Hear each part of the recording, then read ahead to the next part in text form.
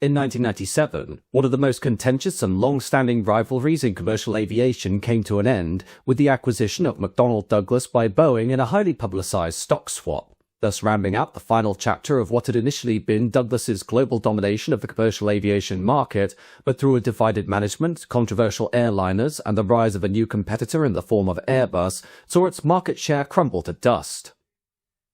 However, McDonnell Douglas's collapse had been years in the making, with its final chapter taking place between 1987 and 1997, where the company attempted to fight back against its increasingly aggressive rivals amid a consolidating market, but in so doing revealed many inherent flaws in its business case that meant this former titan of the aircraft industry would never be saved.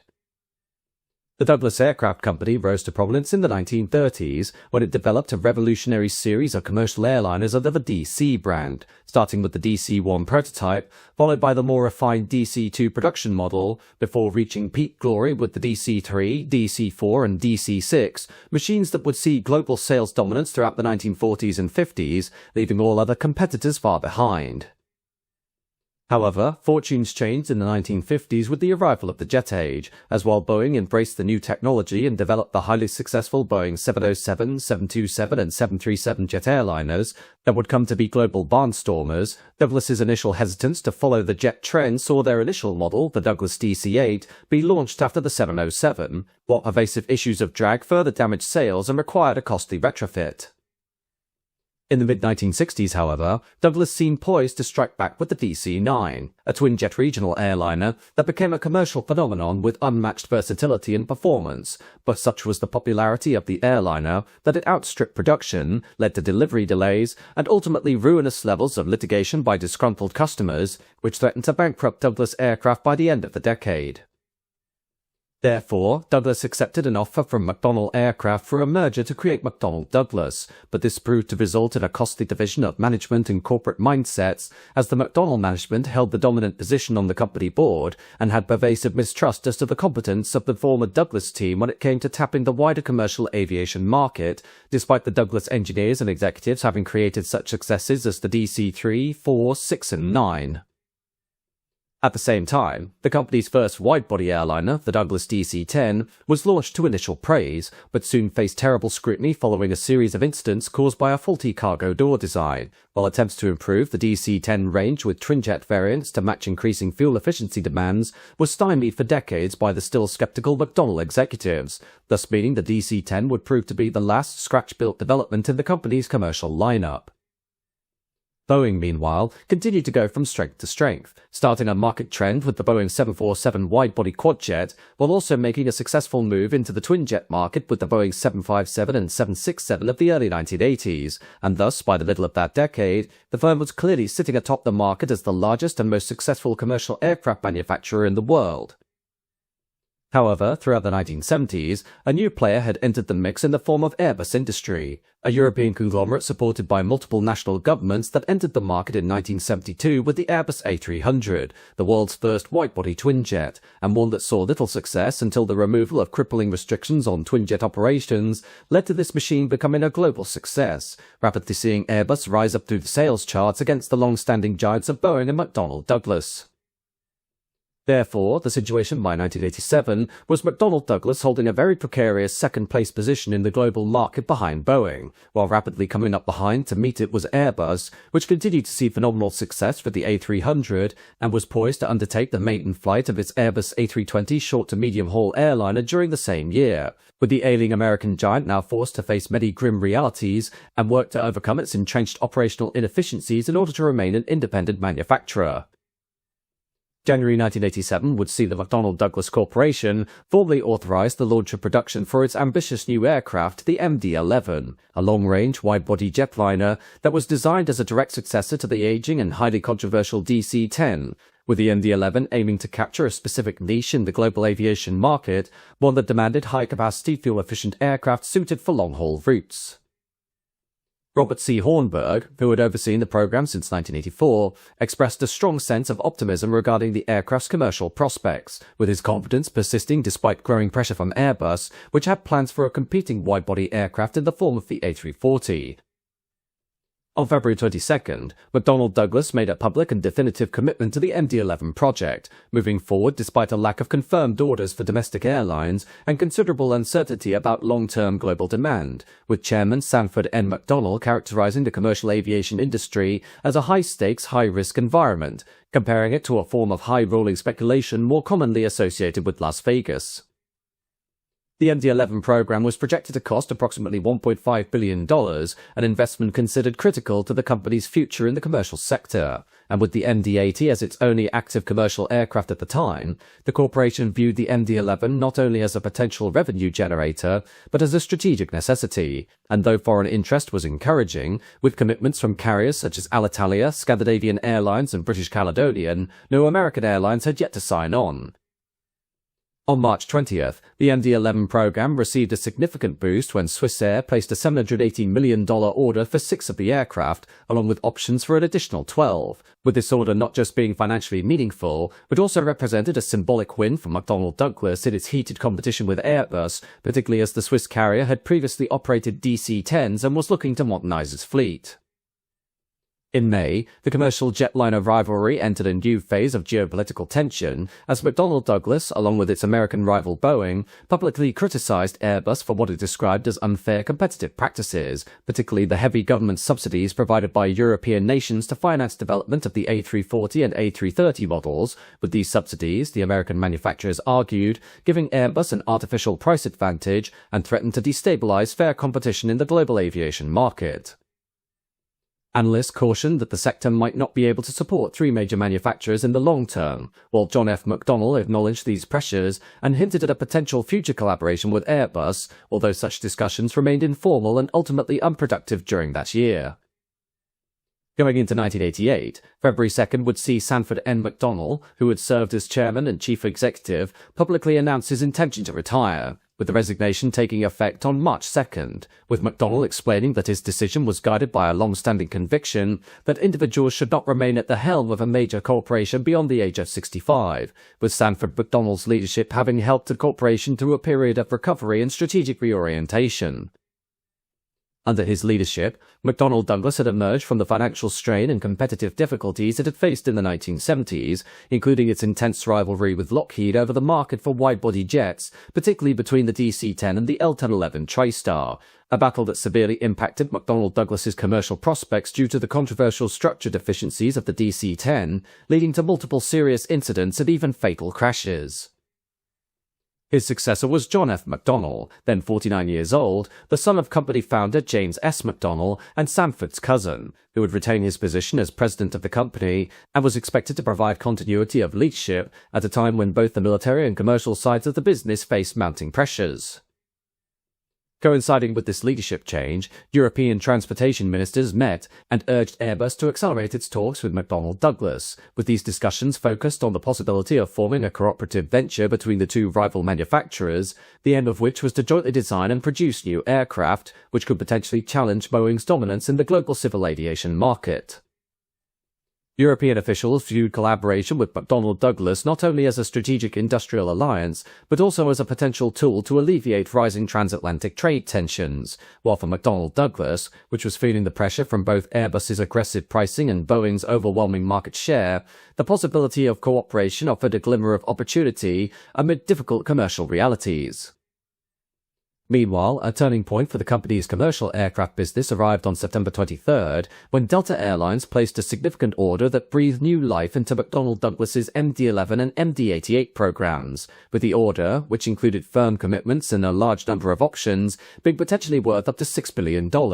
and marked the first major domestic order for the MD-11 from a leading airline, this being seen as a crucial validation of the program, which had lagged far behind Boeing's 767 in both orders and deliveries.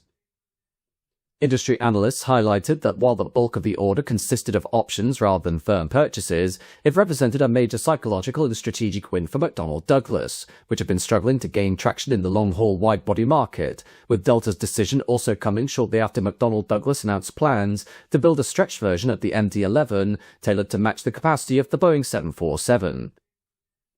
On November 1st, McDonnell Douglas announced that it was evaluating the potential for developing a longer variant of its MD-80 aircraft, with this proposed model being positioned to compete directly with Boeing's 757, which could seat more passengers and had already established a solid position in the medium-range market. And despite the MD-80 series having been a workhorse for the company's commercial fleet, expanding the line was seen as part of an effort to preserve relevance in a market that increasingly favored higher-capacity aircraft.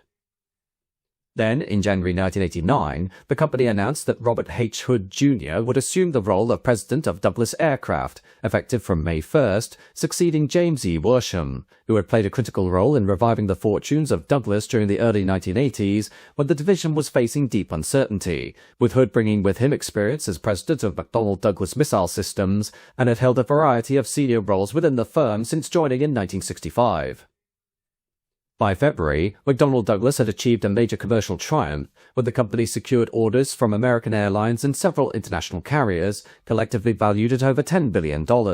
with the American Airlines deal including 8 firm MD-11 orders, options for 42 additional MD-11s, and options on 100 MD-80 aircraft, thus representing one of the largest commercial aircraft commitments the company had ever received, while other airlines placing orders or options for the MD-11 at this time included Air Europe, Aero Lloyd, SAS of Egypt and Finnair, reinforcing the aircraft's appeal on both sides of the Atlantic.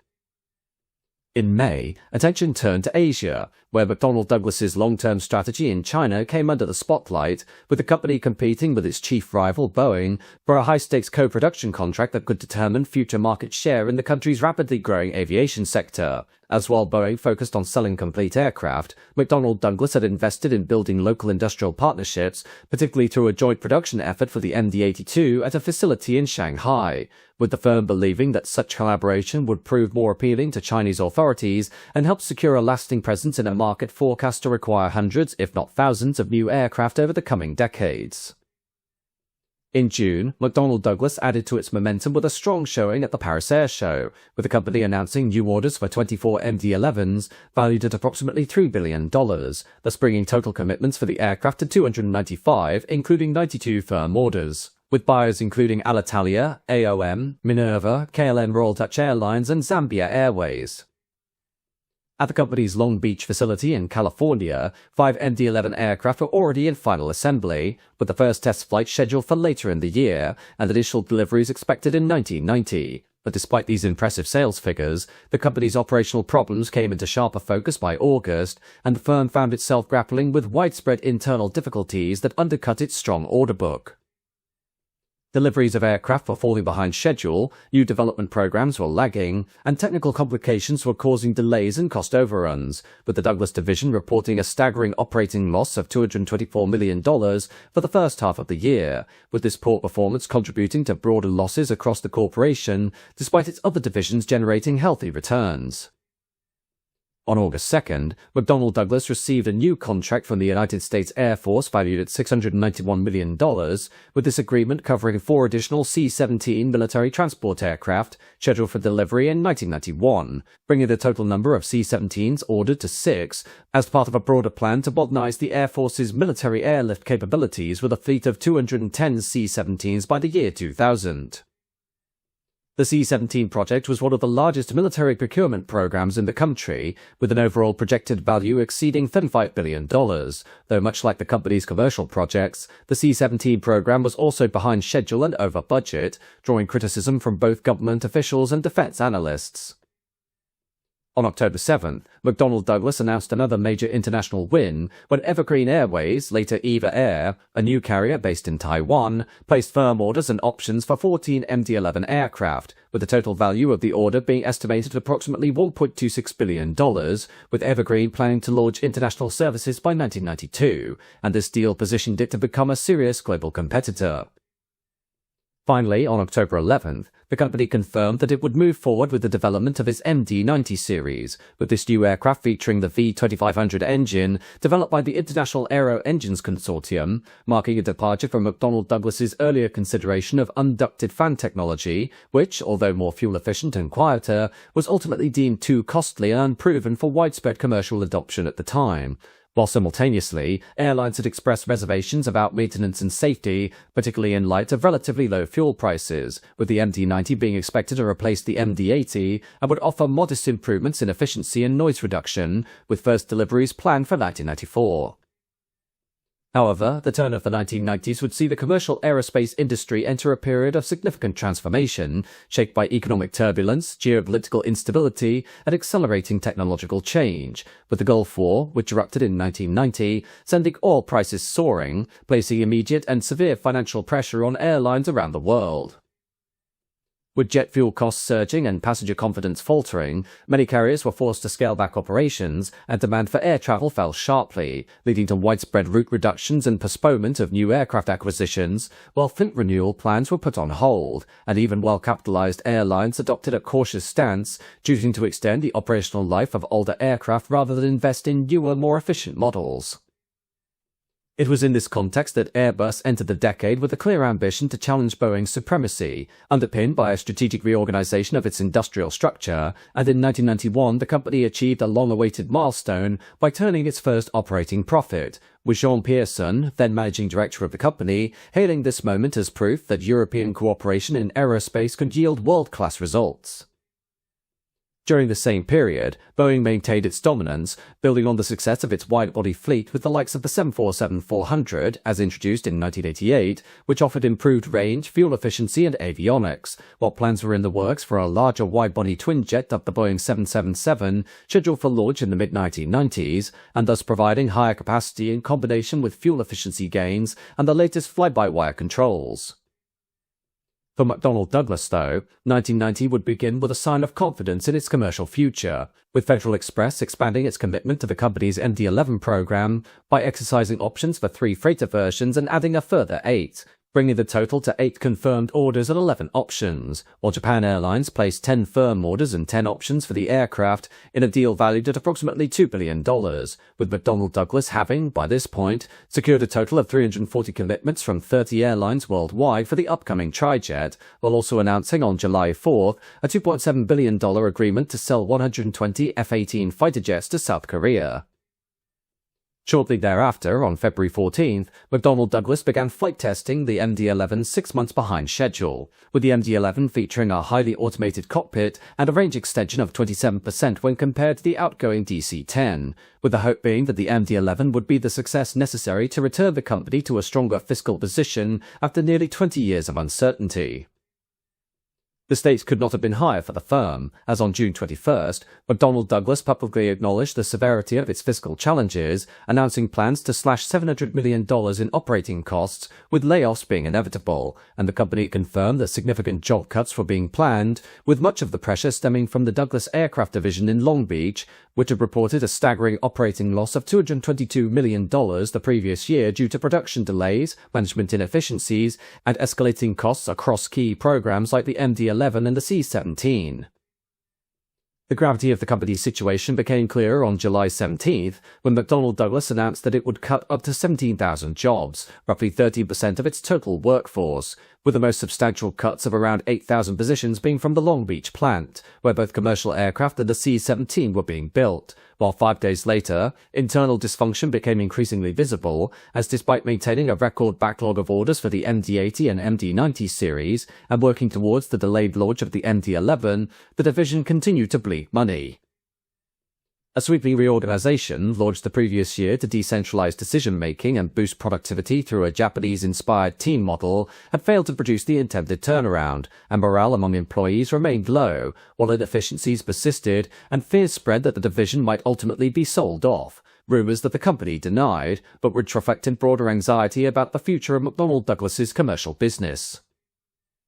Concerns intensified on September 27th, when a congressional investigation delivered a scathing assessment of the C-17 program, with this study, led by Representative John D. Dingell, concluding that the initiative was suffering from disastrous management and chronic cost overruns, citing internal documents that indicated that the company had already exceeded its contract ceiling by hundreds of millions of dollars, and warned that McDonnell Douglas could face bankruptcy if corrective action wasn't taken.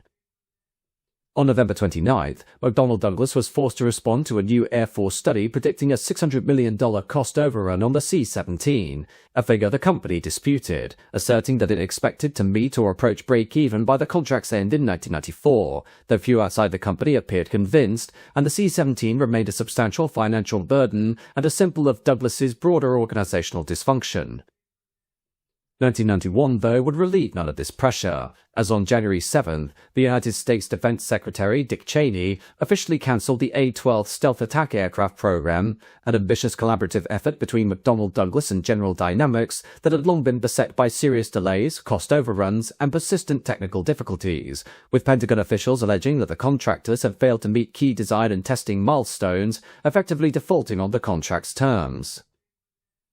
The cancellation marked one of the most dramatic terminations in the history of American military procurement, with the implications being immediate and severe as McDonnell Douglas's share price plummeted, investor confidence was shaken, and the decision cast a long shadow over the company's entire defense portfolio, while at the same time, McDonnell Douglas was already navigating the impending wind-down of several of its most significant defense programs, including the long-serving F-15 Eagle fighter and the AH-64 Apache helicopter, both of which were central to the firm's reputation and revenues. Just over 2 weeks later, on January 24th, with the Gulf War escalating and McDonnell Douglas products such as the F-15 and Tomahawk missile playing a visible role in the conflict, the company made a secretive and highly unusual request to the Pentagon through a confidential letter, wherein John F. McDonnell, the company's chief executive, appealed for a $1 billion advance on existing weapons contracts, citing a deepening cash crisis rooted in a combination of rising corporate debt, the financial shock from cancelled government contracts, and chronic underperformance in the commercial aircraft division. The request was startling, particularly as it came in the midst of an active war where McDonnell Douglas was expected to be performing at full strength, and although the Pentagon kept the request private at the company's urging, it eventually surfaced in July during a congressional investigation, and ultimately the advance was never granted, with the request being quietly withdrawn in the spring once the company's liquidity situation began to ease, though regardless, the revelation reignited broader concerns about the company's financial health and long-term viability. The summer months brought fresh difficulties on the commercial side, with August 3rd seeing McDonnell Douglas suffer another blow when Singapore Airlines cancelled a major MD-11 order of 5 firm aircraft and options for 15 more, valued at $2 billion, with Singapore Airlines instead opting to purchase the Airbus A340 due to the MD-11 failing to meet their performance expectations, particularly regarding range and payload.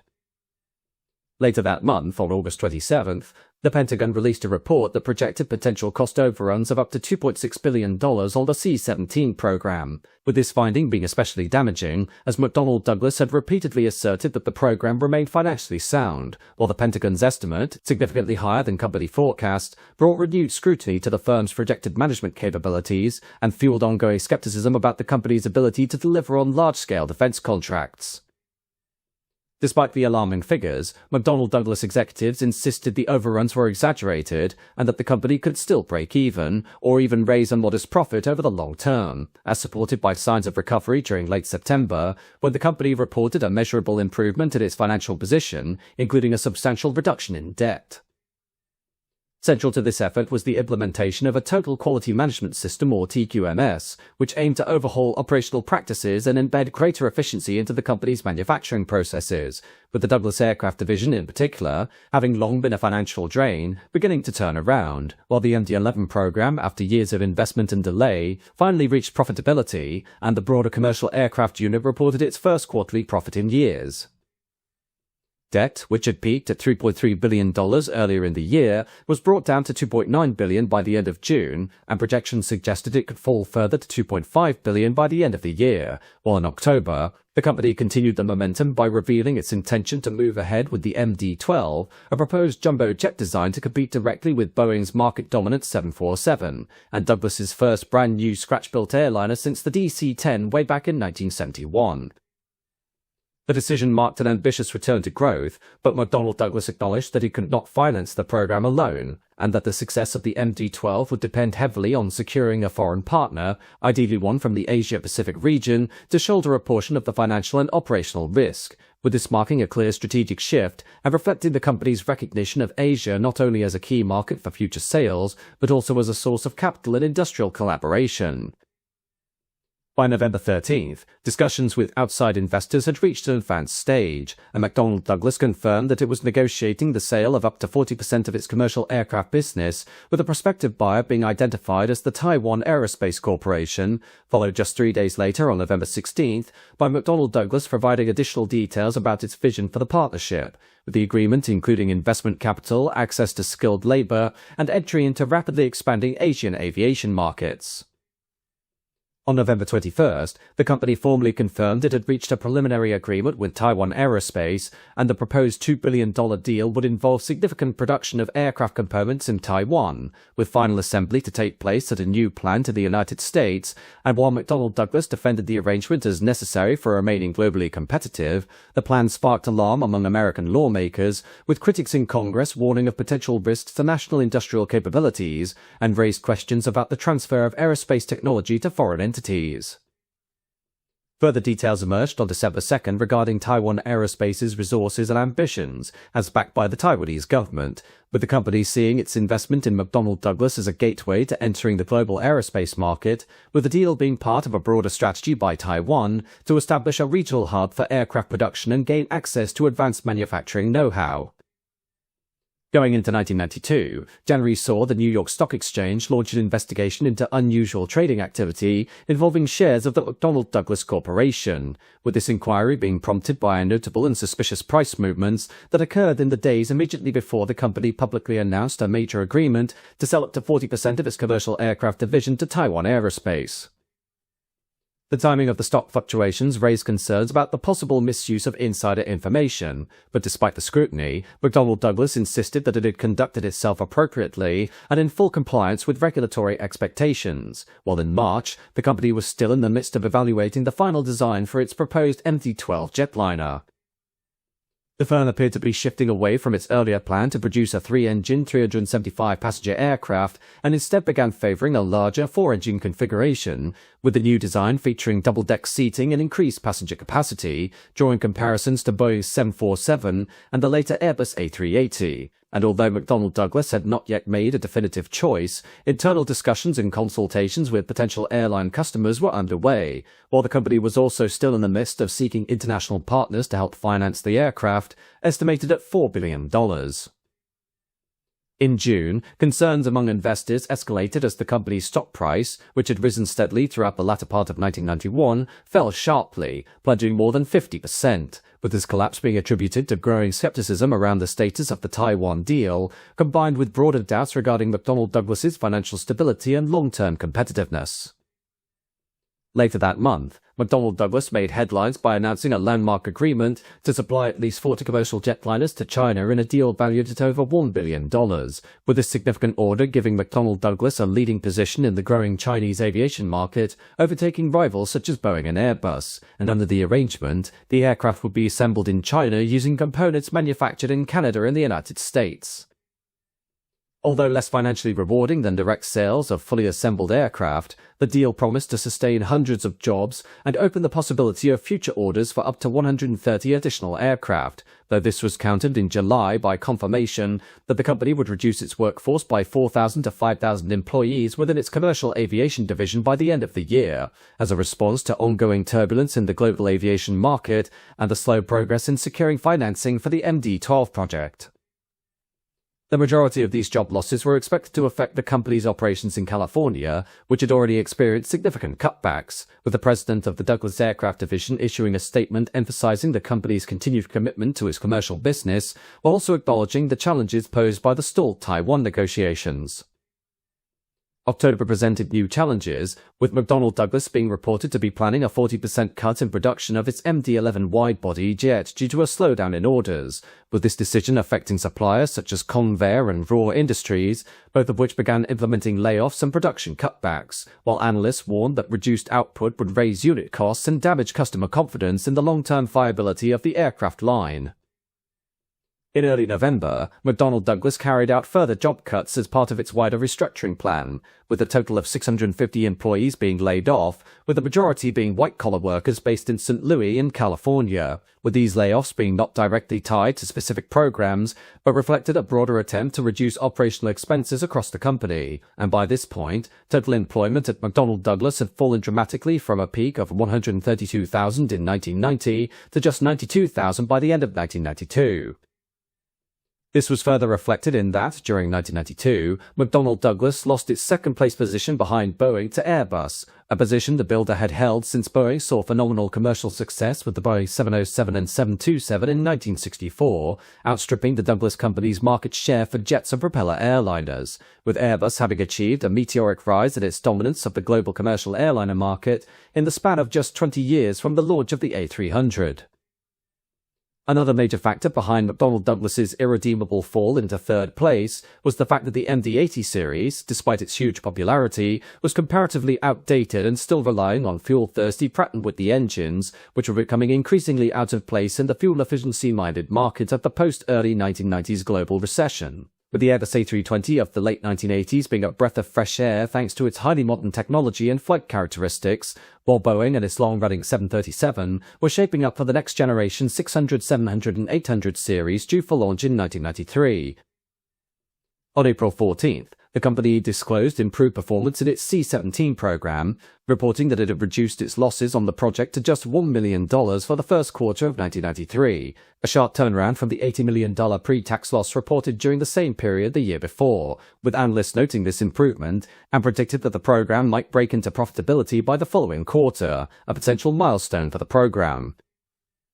However, any optimism was soon tempered by renewed controversy, as on April 23rd, Chairman John F. McDonnell was called to testify before the House Government Operations Committee, where he was questioned intensely about the company's conduct in managing the C-17 program, with lawmakers raising specific concerns about whether McDonnell Douglas had inappropriately influenced the U.S. Air Force to make advance payments on incomplete work during a time when the company was facing severe financial difficulties. McDonnell denied allegations of any wrongdoing or conspiracy, asserting that the payments were legitimate and contractually justified, though several members of Congress, including Representative John Connors Jr., voiced skepticism and criticized what they saw as improper collusion between the company and government officials, while on May 12th, the Pentagon issued a formal and public warning to McDonnell Douglas in a letter from John M. Deutsch, the Undersecretary of Defense for Acquisition, wherein the Department of Defense made it clear that the C-17 program will be terminated unless the company made immediate and credible efforts to resolve persistent issues related to cost control, production delays, and technical performance.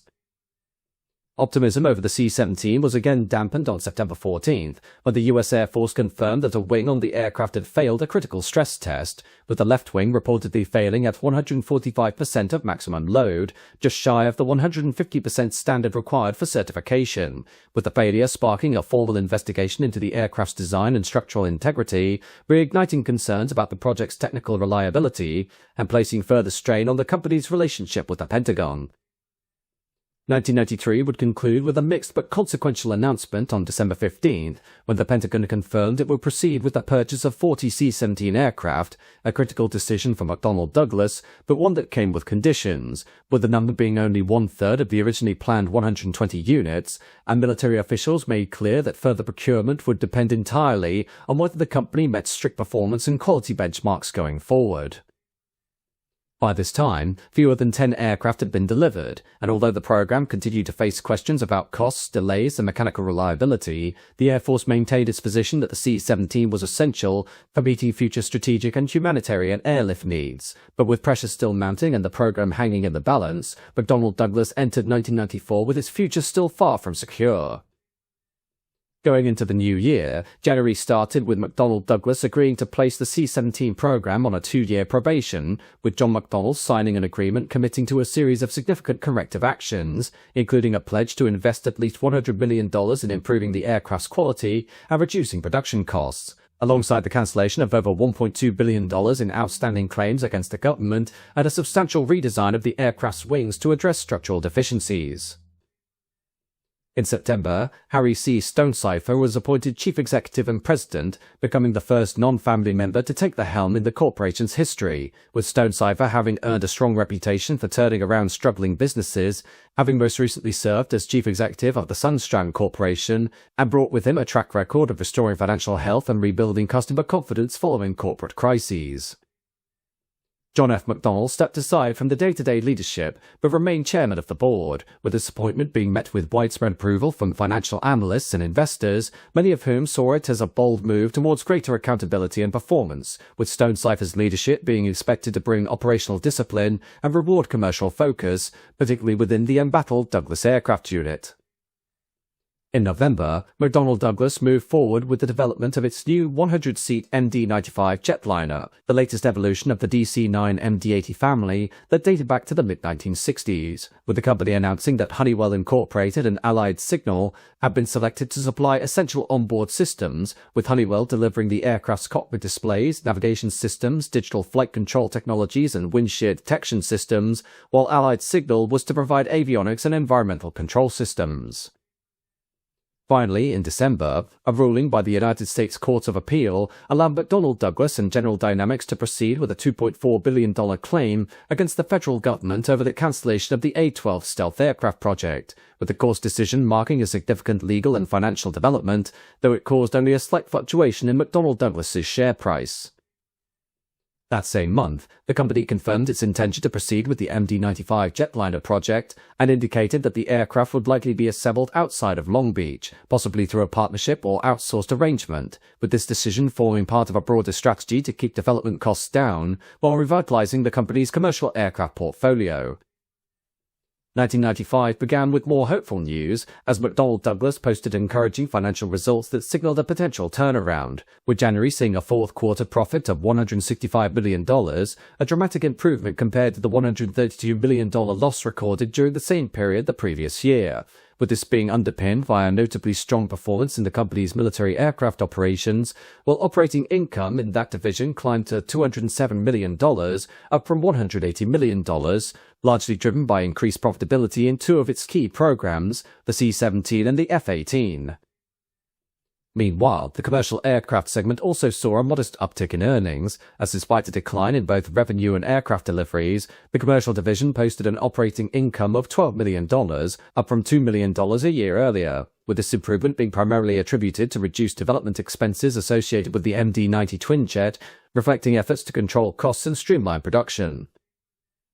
However, despite the optimistic start, March brought a sobering reality, with the company announcing that it would shut down its manufacturing plant in Titusville, Florida, a move that would eliminate approximately 1,000 jobs, with this closure stemming from the loss of a significant $1 billion missile contract for the Navy's Tomahawk cruise missile, which led to the winding down of production at the site. In parallel, the company disclosed plans to downsize operations at its St. Charles facility in Missouri, with this restructuring affecting around 800 workers, with 300 employees being laid off and the remaining 500 reassigned elsewhere within the company. Legal troubles added to the company's list of challenges in September, with the 11th seeing the U.S. Justice Department announce that it had joined a whistleblower lawsuit filed by former McDonnell Douglas employee Daniel O'Keefe, with the lawsuit alleging that the company had engaged in systematic overcharging of labor costs on a number of U.S. Defense Department contracts dating as far back as 1989, with this case filed in federal court in St. Louis, claiming that McDonnell Douglas had defrauded the government for several years, that the company categorically denied any wrongdoing and labeled the accusations as baseless. Just days later, McDonnell Douglas received a substantial financial boost when the company secured an additional $918.3 million in funding under an existing agreement for the production of 6 C-17s, with this funding being part of a previously approved $2.2 billion program, which covered aircraft numbered 27 to 32 and a total production cap of 40, with these funds being designated to support ongoing manufacturing at the Long Beach plant, with deliveries expected to continue to mid-1997. October brought a wave of positive developments that significantly bolstered McDonnell Douglas's commercial aircraft division, as on the 19th, UPS Airlines, a relatively young but fast-growing carrier based in Atlanta, announced a $1 billion order for 50 MD-95 jets, which marked the first major order for the 100-seat aircraft and officially made ValueJet the launch customer for the model. The order was considered a critical milestone for McDonnell Douglas, as it validated years of development efforts and provided the volume necessary to move forward with full-scale production, with the good news continuing on October 27th, when Saudi Arabia finalized the long-anticipated $6 billion deal to purchase 61 passenger jets, splitting the order between Boeing and McDonnell Douglas, with McDonnell Douglas's share amounting to $2 billion, covering 29 MD-90s and 4 MD-11s, to be operated by Saudi Arabian Airlines. By November, speculation intensified around the company's strategic direction, as on November 17th, reports emerged that McDonnell Douglas and Boeing had entered talks to explore possible business combinations, and although the companies declined to confirm details, insiders suggested that discussions range from joint ventures in specific sectors, such as helicopter manufacturing and space systems, to the possibility of an outright merger. Analysts viewed the talks as a reflection of mounting pressure in the defense and aerospace industries, where shrinking markets and rising costs were pushing even the largest firms to consider consolidation. And while some experts believed a merger could offer synergies and help both companies remain competitive against European and Asian rivals, others expressed concerns over potential antitrust barriers and union resistance, with Boeing, already dominant in the commercial aircraft market with an over 60% share, possibly facing regulatory pushback if it sought to absorb McDonnell Douglas's operations, particularly given recent tensions with labor unions. By December, McDonnell Douglas has secured a series of wins that marked a dramatic turnaround from its earlier struggles, with the U.S. Department of Defense confirming that it would move ahead with plans to purchase 120 additional C-17s, while at the same time, the British government finalized its deal to buy 67 Apache helicopters, another major success for McDonnell Douglas's military segment. These developments capped a year of resurgence for the company, following a prolonged period of uncertainty and layoffs, with investors noting that by the end of the year, McDonnell Douglas's shares had risen tenfold from their low in January 1991, closing 1995 at $88 per share, with this performance, driven by renewed government confidence and operational efficiencies, signaling a return to form for one of America's most storied aerospace firms. Despite the success, significant challenges remained, as the company's commercial aircraft business, while improving, continued to lag well behind Boeing's in terms of market share, holding only around 10% of the global total, while the MD-95 program, although off to a promising start, raised concern among analysts who questioned its profitability, particularly given the aggressive pricing McDonnell Douglas was using to secure initial orders. Come 1996, the year opened with signs of strength, as in April McDonnell Douglas reported a significant boost in earnings for the first quarter, with net income rising by 24.5%, while the company posted profits of $198 million, or $1.78 per share, on revenue of $3.2 billion, with analysts having expected less, and the results were viewed as a positive indicator of the company's operational health. However, any sense of stability was short-lived, and by early June, McDonnell Douglas found itself at the center of a major labor dispute, with a total of 6,700 machinists launching a strike at the company's St. Louis operations after contract negotiations collapsed, with the primary points of contention including outsourcing practices, pay structures, retirement benefits, and the company's proposal to merge job classifications.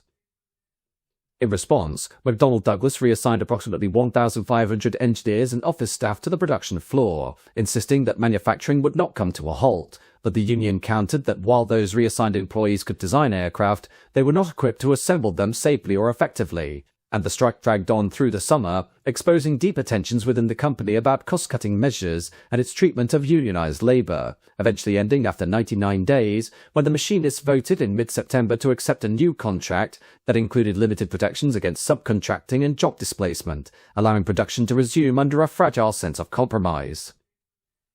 In autumn, the company took a decisive step back from the commercial aircraft market when in late October, Chief Executive Harry Stonecipher confirmed that McDonnell Douglas would no longer invest in the development of new airliners, with this announcement being widely interpreted as an acknowledgement that the firm could no longer viably compete with Boeing and Airbus, with the cancellation of the MD-12 symbolizing the end of any serious ambitions McDonnell Douglas may have harbored for reclaiming ground in the large civil aircraft segment.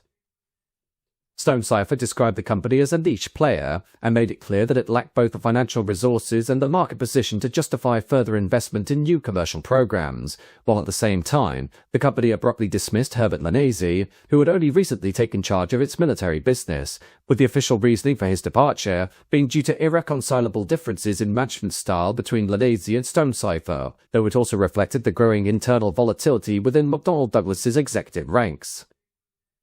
Despite this backdrop of unrest and strategic contraction, the company still managed a modest financial gain in the third quarter, with October seeing the company announce a 1.6% increase in quarterly net income, and while the machinist strike had strained operations, the military and commercial aircraft divisions continued to deliver results, helped in part by increased deliveries and stronger aftermarket sales, though regardless, the mood was far from celebratory, with the company's position in both the defense and civilian markets appearing increasingly precarious. Later that same month, another challenge emerged when federal authorities launched an investigation into a $1.6 billion deal between McDonnell Douglas and China, focusing on potential violations of U.S. customs law, with the 1994 agreement having involved the sale of 40 MD-80 and MD-90 aircraft, with a side contract for the supply of equipment to a Beijing-based assembly facility. However, the biggest news for the firm came in December, when McDonnell Douglas and Boeing revealed a significant cooperative agreement that further illustrated the shifting dynamics of the commercial aviation sector, where under this arrangement, several hundred McDonnell Douglas engineers were to be relocated from the company's Douglas aircraft facility in Long Beach to Boeing's plant in Everett, Washington, with their primary task being to support the ongoing development of Boeing's next generation of wide-body aircraft. This was followed 15 days later, in both a defining moment and the start of the end of an era, when on December 15th, Boeing formally announced its intention to acquire McDonnell Douglas in an all-stock transition valued at $13.3 billion, with this long-rumored deal being confirmed in a joint statement that positioned the merger as a transformative event for the global aerospace sector. Boeing's chief executive, Philip Condit, described the proposed acquisition as an historic moment in aviation, marking the creation of what will become the world's largest and most broadly integrated aerospace company, while McDonnell Douglas viewed the merger as a necessary solution to secure its future, with the agreement offering McDonnell Douglas shareholders a sizable premium and ensured that the brand name would live on, though only as a division within the larger Boeing organization. The timing of the announcement was also significant, as it came on the heels of a major strategic defeat for McDonnell Douglas, as just weeks earlier, the United States Department of Defense had eliminated the company from consideration for the highly coveted Joint Strike Fighter contract, a project potentially worth hundreds of billions of dollars, with Boeing and Lockheed Martin having been chosen as the final contenders, effectively shutting McDonnell Douglas out of the largest military procurement competition in history. By the following day, the wider implications of the merger had begun to crystallize, as with the departure of McDonnell Douglas as an independent manufacturer, the global commercial aircraft market was reduced to just two major players in the form of Boeing and Airbus, with the resulting duopoly going on to reshape competitive dynamics for years to come. Industry analysts and government officials alike began to assess the long-term effects this consolidation might have on pricing, innovation, and the negotiating power of airlines, and early indications suggested that the United States government was unlikely to oppose the merger. But given McDonnell Douglas's evident decline and the broader wave of consolidation that had swept through the defense industry since the end of the Cold War, there was little expectation that regulators would block the deal, while some policymakers saw the merger as a pragmatic response to global market pressures and a way of ensuring that the United States retained a dominant presence in both civil and military aerospace sectors. On January 14, 1997, Philip Condit publicly addressed the proposed merger between Boeing and McDonnell Douglas, describing it as a strategic imperative for the future of the aerospace industry, and he presented the merger not merely as a business transaction, but as a calculated and forward-looking response to the shifting dynamics of global aviation and defense. He highlighted the complementary strengths of the two companies, portraying Boeing as the clear leader in commercial aviation with a robust order book and global market presence, and McDonnell Douglas as a highly respected force in the defense sector, known for its deep ties to the U.S. military and its long history of manufacturing military aircraft, helicopters, and space systems. By March, one of the major legal obstacles to the deal had been cleared when the U.S. Department of Justice concluded its second request review, effectively signaling that it would not challenge the merger on antitrust grounds, with this decision being a significant milestone in the approval process, removing a potentially serious roadblock and giving Boeing a clearer path to proceed. In the months that followed, particularly through the spring, the aerospace sector and financial markets alike monitored the situation with increasing interest, with analysts, shareholders, and industry insiders focusing on the dual-track regulatory process unfolding in the United States and Europe, where scrutiny was more intense and politically charged. On July 1st, in an attempt to resolve outstanding antitrust concerns from the European Commission, Boeing formally submitted a set of concessions aimed at securing European approval for the merger, chief among these being the decision to withdraw exclusivity clauses from its long-term supply agreements with three major American carriers: American Airlines, Delta Airlines, and Continental Airlines. These contracts, which committed the airlines to buying only Boeing aircraft for up to 20 years, have been a major point of contention for European regulators, who argued that they could severely limit competition and effectively freeze Airbus out of a significant share of the US market, while in addition to rescinding these contracts, Boeing offered to increase transparency around the research and development subsidies it received from US government agencies, including the Department of Defense and NASA. But this offer came with the condition that Airbus and its European government backers would also need to disclose similar data regarding their own state-funded support. Just one day later, on July 2nd, the United States Federal Trade Commission formally announced that it would not oppose the proposed acquisition of McDonnell Douglas by the Boeing company, and in a joint statement, 4 out of 5 commissioners concluded that McDonnell Douglas no longer represented a meaningful or viable competitor within the commercial aircraft sector.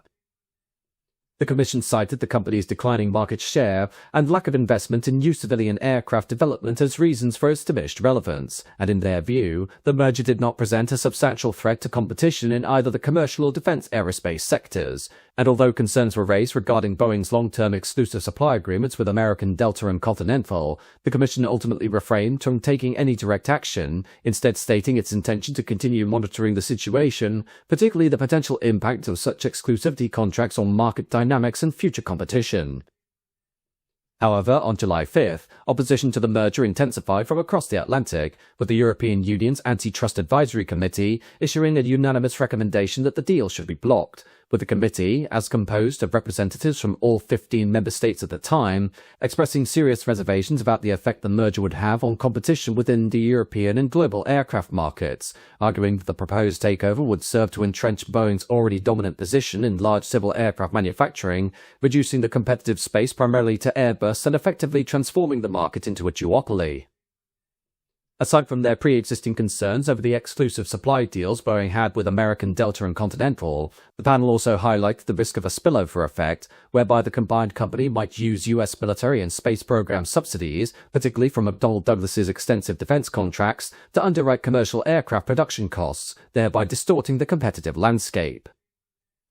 By July 18th, the proposed merger had escalated into a full-blown geopolitical issue, and with tensions rising between Washington and Brussels, President Bill Clinton issued a public warning that the United States was prepared to take the matter to the World Trade Organization should the European Commission move to block the acquisition, with Clinton describing the objections raised by the European Union as politically motivated and suggested that continued opposition could trigger retaliatory trade measures. And though he stopped short of announcing specific sanctions, he made it clear that the US government viewed the merger as both commercially justified and strategically important. Boeing, for its part, continued to argue that it had addressed the European Commission's concerns in good faith, with the company maintaining that its existing long-term contracts were industry standard and did not significantly impair competition, while company representatives also stressed that McDonnell Douglas was no longer a serious force in the commercial aircraft sector, making the merger a consolidation of strength rather than an unfair elimination of a rival. A resolution was finally reached on July 23rd when the European Commission approved the merger, with this decision following Boeing's agreement to abandon its exclusive supply contracts with American Delta and Continental, and 3 days later on July 26th, shareholders from both the Boeing company and the McDonnell Douglas Corporation delivered a decisive endorsement of the proposed merger, with the vote reflecting overwhelming support from both sides, with more than 99% of Boeing's shareholders approving the transaction, while 75.8% of McDonnell Douglas shareholders also voted in favor.